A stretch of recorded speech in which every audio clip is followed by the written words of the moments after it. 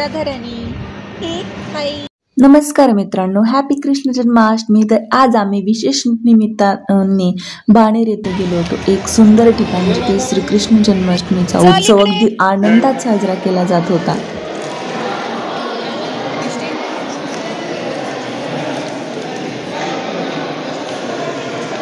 या माझ्याकडे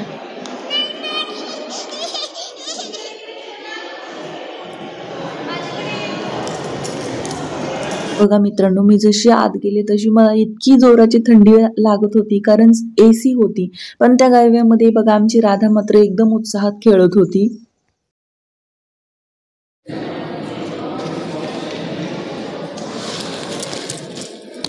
हळू. आणि त्यानंतर आम्ही गेलो नाटक पाहायला, ज्या ठिकाणी श्रीकृष्ण जन्माष्टमी निमित्त नाटकांचा कार्यक्रम ठेवलेला होता.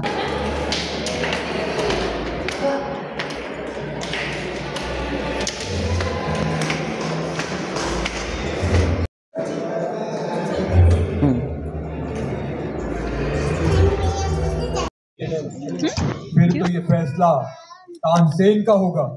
आप जा सकते हैं. आणि बघा आत बसल्यावर लक्ष वेधलं एका सुंदर नाटकाने. अकबराचं नाटक सुरू होतं. पारंपरिक वेशभूषा, दमदार संवाद आणि भक्तीने ओतप्रोत झालेलं वातावरण खरं डोळ्याचं आणि मनाचं समाधान झालं. अशा ठिकाणी गेल्यानंतर आपलं मनही किती छान आणि फ्रेश वाटतं. मला तर हा कार्यक्रम खूपच आवडला. मी पहिल्यांदा आले होते अशा कार्यक्रमाला. तानसेन तभी वहां आते हैं. हाँ येईल का काय माहिती, बघू आलं तर काढून टाकू. काढता येतं. हुसैनी आ गए तो आपने क्या फैसला लिया? 7 साल से रेवा दरबार की सेवा कर रहा हूँ, कैसे छोड़ सकता हूँ. अकबर बादशाह के दरबार में गाने का मौका आपको कहाँ मिलता है? फिर रेवा दरबार और मुगल दरबार में भला ऐसा मुकाबला सुना है? अकबर बादशाह के दरबार में एक से एक गुणी लोग रहते हैं. क्या खूब बात कही है तुमने हुसैनी. हम आगरा जा रहे हैं. बहुत सही निर्णय लिया आपने. हुसैनी की बात से हामी भरकर तानसेन आगरा की ओर प्रस्थान करते हैं. आज मुगल दरबार के दीवाने खास में जश्न का माहौल है. सभी लोग बेसब्री से तानसेन जी का इंतजार कर रहे हैं, उनके संगीत का इंतजार कर रहे हैं. आए देखे मुगल दरबार का ये नज़ारा.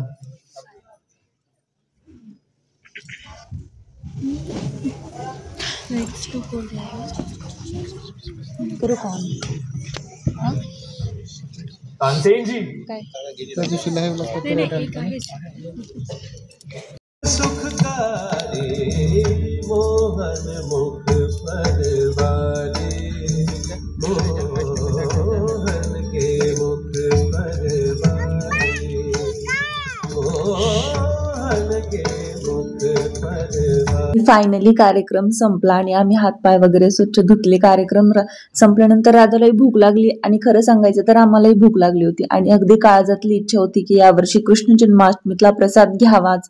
पण वेळ ठिकाण सगळं जुळून आलंच नव्हतं. कात्रजला जायचं होतं, पण काय झालं भगवंतांनी जवळ बोलवलं नाही. पण चला, काही ना काही फुल नाही फुलाची पाकळी म्हटल्यासारखं. हा का. होय राधाराणी कुठे गेली होती शोधायला? हुशार आहे खूप, पटकन सापडतं सगळं कुठे काय येते.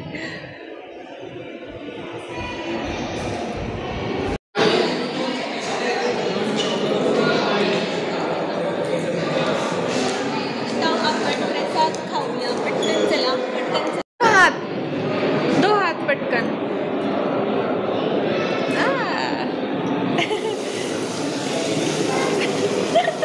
हुशार आहे शोनूली माझी. Happy Krishna Janmashtami to all my friends. चलो.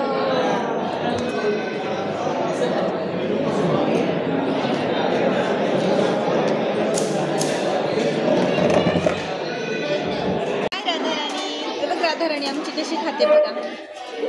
काय घेतलं तू खायला? राधाराणीने पण महाप्रसाद घेतला आणि इकडे प्रभूजी पण जेवते ते. हॅलो करा. हॅलो. मस्त एकदम. चला, खूप दिवसांनी मला इस्कॉनचा प्रसाद खायला भेटतोय. खूप दिवसांनी, खूप प्रतीक्षा केल्यानंतर आज फायनली, म्हणजे 2-3 वर्ष झाली. खूप छान वाटतंय आज. पाणी का सांडलं तू? का सांडलं पाणी? हा, कोणी सांडलं पाणी? कोणी सांडलं? पप्पांनी? कोणी सांडलं? तू सांडलं. आज खरं बोलायले बाळ. आली का राधाराणी? या, हात पुसले का?